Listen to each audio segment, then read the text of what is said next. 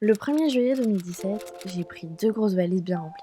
Je suis allée à l'aéroport, j'ai pris un avion et j'ai atterri dans un pays que je ne connaissais pas. Les 2 années qui ont suivi, il s'est passé ça.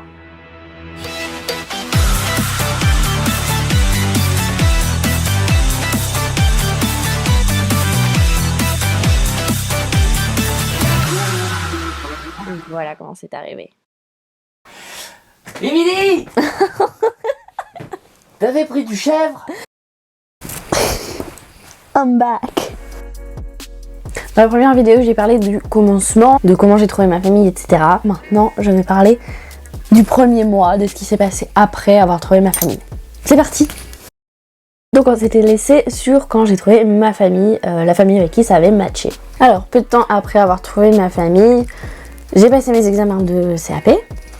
On a défini une date à laquelle j'arriverai et j'ai posé ma démission à mon job étudiant. Et ensuite ça s'est enchaîné très vite. Et on est arrivé au 1er juillet 2017, le jour du grand départ. Même si ça faisait des mois que je préparais mon départ, j'ai pas du tout réalisé ce que je faisais. J'ai réalisé que le jour J en fait. J'ai réalisé littéralement 1 heure avant de partir pour l'aéroport. Je me suis dit oh mon dieu. Je partais toute seule pour la première fois dans un pays qui n'était pas la France, où j'étais jamais allée, où on parlait une langue que je connaissais mais que j'avais jamais vraiment pratiquée. Et surtout j'allais vivre dans une famille que je connaissais pas parce qu'au final on a fait que 2 Skype. Du coup ça fait peur. J'ai pris mon courage, mes 2 énormes valises super remplies, mes parents et on est parti à l'aéroport. Une fois à l'aéroport, truc bateau, j'ai enregistré mes valises, j'ai attendu, j'ai dit au revoir à mes parents, j'ai pleuré évidemment et je suis partie. L'aventure commençait enfin. Une fois arrivée à l'aéroport de Londres, j'ai rejoint ma host mom et on a pris la route pour rentrer dans leur petite maison de Forest Hill dans le sud-est de Londres. Je mettrai une petite carte là. Et voilà, on est rentré tout simplement. La première semaine, j'ai pris mes marques, j'emmenais les enfants à l'école, j'allais les chercher après l'école. Voilà, petit à petit, je me mettais en route et j'ai en fait hyper rapidement pris un rythme. Au début, j'explorais les alentours à pied, ça m'a pris quelques temps. Et après, j'ai eu une Oyster Card, donc une carte de transport que ma famille m'a donnée. Donc je pouvais prendre les transports en commun en fait pour aller un petit peu plus loin, mais ça j'en parlerai dans une autre vidéo, j'expliquerai tout. Grâce à un site que m'avait conseillé l'agence, j'ai pu prendre contact avec une fille au pair française qui habitait pas très loin de chez moi. Cette fille elle m'a donné plein de conseils parce que ça fait un petit moment qu'elle était là, elle m'a notamment aidé à avoir une carte SIM anglaise, mais ça pareil j'en parlerai dans une autre vidéo. Et aussi elle m'a aidé à mieux comprendre le système des transports en commun.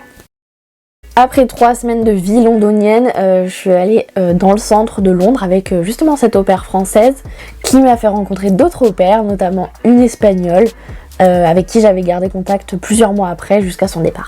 J'ai petit à petit pris confiance en moi et j'allais visiter le centre toute seule. Je me sentais pas spécialement seule parce qu'en fait il y a beaucoup d'animations en centre-ville, notamment il y a toujours des musiciens et des spectacles de rue. Je me suis toujours sentie en sécurité, que ça soit dans les transports ou dans la ville. C'est quelque chose d'assez récurrent, les gens disent souvent que à Londres on s'y sent en sécurité et c'est vrai. De fil en aiguille, j'ai connu d'autres au pairs, des françaises, j'ai connu une hongroise, l'espagnole, j'ai connu une italienne, j'ai connu des allemandes je crois, bon bref, j'ai connu plein de filles au pair de différentes nationalités donc c'était super cool. À Londres, il y a énormément d'opportunités pour rencontrer du monde. Il suffit de connaître une personne et après tu te retrouves avec genre tout un groupe de personnes autour de toi. J'ai très vite pris mes marques dans la ville, je faisais plein de rencontres, je visitais tous les week-ends et ça a duré pendant 2 ans. C'est donc comme ça que mon aventure d'au pair a commencé.